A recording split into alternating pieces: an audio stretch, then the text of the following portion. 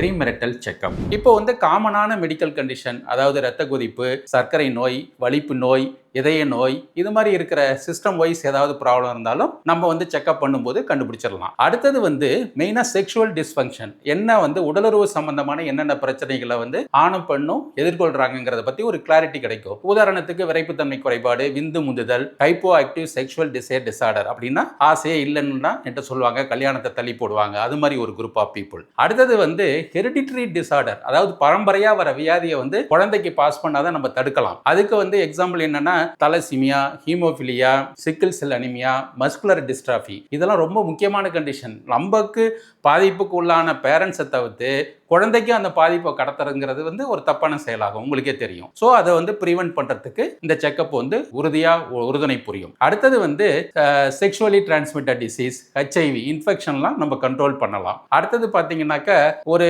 ஆண் பெண் திருமணத்திற்கு முன்பு அவங்களுக்கு ஜெனிட்டல் எக்ஸாமினேஷன் நம்ம செய்யும் போது ஆணுக்கும் பெண்ணுக்கும் கைனகாலஜிஸ்ட்டை வச்சு செக் பண்ணும்போது என்ன ஆகும்னாக்க உடலுறவு சம்பந்தமான பிரச்சனையும் நம்ம அவாய்ட் பண்ண முடியும். அதே மாதிரி குழந்தை, அதாவது இன்ஃபெர்டிலிட்டி இஷ்யூஸ் எது இருந்தாலும் நம்ம கல்யாணத்துக்கு முன்னாடியே, திருமணத்துக்கு முன்பே ரெக்டிஃபை பண்ண முடியும்.